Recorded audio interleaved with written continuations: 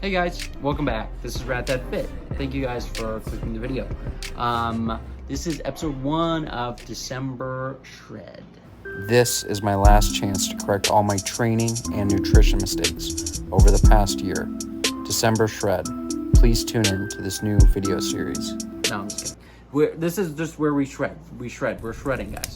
So the main objectives of December Shred is to follow a structured and thought out with an aim. The real focus is to get an aim in my diet and my exercise. And spoiler, guys, this is I started my program and it is going great. I am down 20 pounds so far and it's showing no signs of stopping. I have hit a little bit of a plateau now that I'm actually saying that out loud. Ironic, but plateaus happen. I've hit plateaus before, getting to the 20-pound loss mark. So I'm not too afraid about plateaus. Sometimes it just stalls and you just keep doing the right things. You keep working out, you keep eating with the purpose and aim of making yourself healthier, getting all your micronutrients in, and enough protein to support that muscle building process in protein synthesis. So so don't worry about plateaus. I'm at a little bit of a plateau, but just like every other plateau, I'm sure I'll go bust it. I'll go busting into the plateau. Oh yeah. We'll be going into what I've learned throughout the past 2 months of following this new program that I'm designing, and it's going to be free. It must be free 99. It's free. Public domain. Free 99. I'm going to be posting it as it's developed. I don't want to post it and give it to you guys while it's still bad. While I'm still testing it. I'm the guinea pig. But so far it's sick. And it's not complicated. It's just, and then diet recommendations, because I'm not a nutritionist. Just nutrition recommendations on what I'm trying to include, what is beneficial for me. Green smoothies are a staple to this diet. Really help you get fiber and fills you up. And it's probably beneficial for you, but I don't know if I'm legally allowed to say that. Starting off, I really wanted to get better at basketball. So I started a lot of basketball training, looking at basketball workouts. This is a beautiful spin move by LaMelo Ball that I would love to learn. At first, I kind of thought it might be a travel, but after rewatching it a couple times, I don't think so. But, tell me what you think. Either way, looks smooth, really fakes them out. How to beat a tall guy, because I'm trying to beat a tall guy. It's not going well. I'm getting whooped. So if you guys know how to beat a tall guy, please let me know, because I'd like to know the tips. Anyway, so the first focus was getting my cardio up, just getting my steps up. And the way I do that was through basketball. Hey guys, it's radthadfit here, and I'm doing basketball for fat loss. And my main rationale for this is you got to find ways to get your heart rate up, to get that cardio in without burning out. So like jogging or running or trying to increase my mile time, just not very enjoyable for me. So after about a week or two of consistent, running every day or, whatever the program is, I usually burn out. I get bored. I realize I didn't really care about the goal to begin with, like increasing your pace or mile time. And then something like basketball or doing heavy bag work, like practicing kickboxing or boxing, the main benefit for me is you can imagine an opponent, which unlocks your competitiveness, which is invaluable. Like it can just motivate you in ways that, for me at least, running or walking or jogging just doesn't. Especially if you have a specific opponent that you want to actively pretend you're playing against. But like here, you can tell I'm a little gassed. I'm moving slow. But a bad video to pick. But in general, I like to try moves and pretend that I'm playing against someone. And it is a lot more awkward to be trying to move around as fast as you can when you're a bigger dude, but or chubbier dude. But it's important. It's the only way you're going to progress yourself. You gotta watch that diet. You gotta get that heart rate up, even if it's just like slow, steady state cardio. It's better than nothing. Like, it's better than sitting on the couch or just, you know, being lazy. And that went super well. The basketball and the blah, blah, blah, blah, blah. It went so well. I can't complain. And the weights and everything. But there was one factor that I realized I was missing.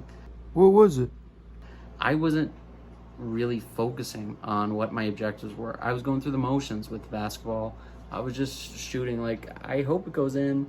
I was lifting the weights being like, I think I'm pretty close to failure. It's feels kind of hard. You know what? I already have a pre-made clip. I want to roll it here. I figured out my biggest flaw when training, not just basketball or bag work on a heavy bag, but with weightlifting and running. And I'm sure most of you guys already know this, but the thing I was missing was concentration and focus on what my objectives were during the workout. Of course, in something like this, you're focusing on making the basket, but a lot of the time, and this goes the same with weightlifting, you're going through the motions and you're not putting 100% of your brain into focusing on the movements you're doing. So with basketball, for example, you can focus on how much leg drive, how much arch you want, but with weightlifting, it's more so how close am I to failure, how close or what intensity am I training at currently. This is something I have focused on passively, but not actively. Once I actively try to focus on how close I am to failure or how hard I'm actually training, my training became way more effective. I started losing weight, started making more shots. Bad timing on saying that though, because I'm missing all these shots. But, it's dedicated hard work. And most importantly, that I've recently learned is focus. And just to expound a little bit on that clip, there's a lot of different ways you can focus, like on what you're doing, what your objectives are. But like one way to do it for weight training is write down everything you lift. So I use Microsoft To Do, and I put, I did bench press 135 for 16, and I keep track of it. I keep track of that PR just so I know I can focus my next workout on trying to beat that PR or the workout after that, or my objective is just to beat that number. For weightlifting, it's usually focusing on progressive overload, mind-muscle connection, and you can even use visualization. New segment. I have to admit, there's a lot of bad days. When you're low in calories and you're kicking your own butt, you get resentful and you get tired and you get bored. You get bored of everything. It's crazy. When you're low enough on calories, you start getting bored of doing your favorite thing. It sucks. And I do have a pre-made clip for bad days. Working out when you feel like death sucks. And today's one of those days. I feel dead. I don't feel like I can lift anything. But what do you know, once you put some weight on the bar and you try to lift it, it goes up and down, just like you expected.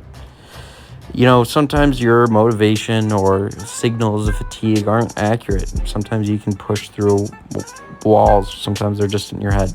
I put on some Vegeta motivation or... Then I won't tolerate you losing to anyone! You'll be the best, or you'll be nothing! Come on, find a way! I entrusted everything to you! Just generic stuff from YouTube.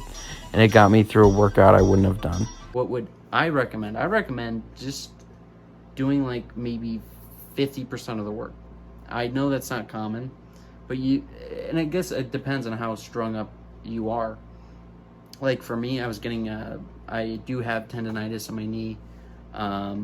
This shoulder's very messed up. It's like every time I do that, it pops. I have carpal tunnel. Like I'm just like a zombie. Everything's broken inside of me. And if you're noticing like serious things that like tendonitis or burning, like tendons burning. Hey guys, it's Editing Thad here, and I just wanted to put it known, call the doctor if you experience any of those symptoms. Call a doctor. Or Just like, stuff that would raise your red flags. Cut your workload. You don't have to be still, but like if it is really bad, don't guilt yourself for being, pausing the program. You can always press play. It's not like sobriety where they're counting the streak. You can just press play and pause when you need to. Like, you can just take recovery days. You can freestyle it. And that's kind of what I'm doing with this video. We're going to go into how it's going as of today. Yes, guys, we're doing a vlog. And it's starting in 3, 2, 1, go. Right into today's workout. I started out with some jog, since my knees hurt and I got some tendonitis, and some basketball practice.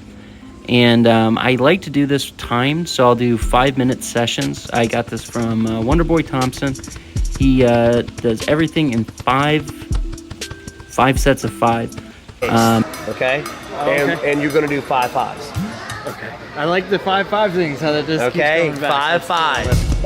Everybody knows that in title fight is 5-minute rounds. So we try to design our training around just that mentality. The thing they do is 5-5s. They do 5-5 bag work, 5-5 running hills, 5-5 sparring. So I like to do 5-minute rounds of each exercise.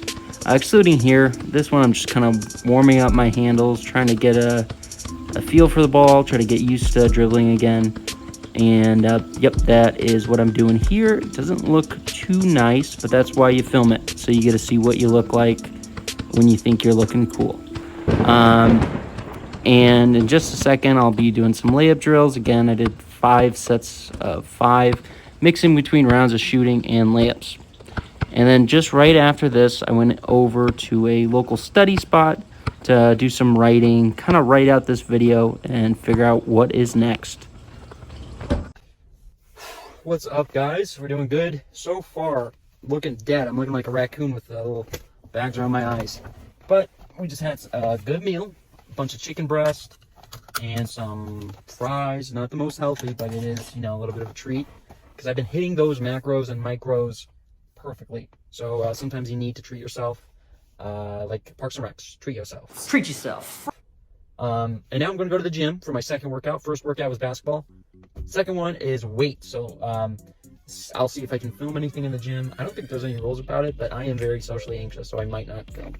But hopefully see you in a minute. So I wasn't actually able to film really, but I wanted to show off what my favorite piece of machinery is in the gym. This is a chest fly cable machine. But because there's 2 arms, you can pretty much do any cable exercise that you want. So the great thing is about the 2 arms is you can superset super easy. So with the low arm, I did lateral raises, 1 arm at a time. And then with the up arm, I did tricep pushdowns and lat pull downs. I am back from the gym. Other than the cable stuff, I ended up doing some chest press machine.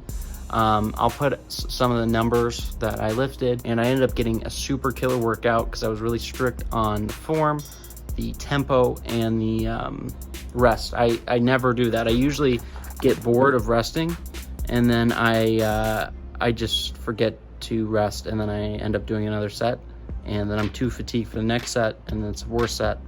Anyway, I'll put the numbers up. I recommend doing 1 to 2 minutes.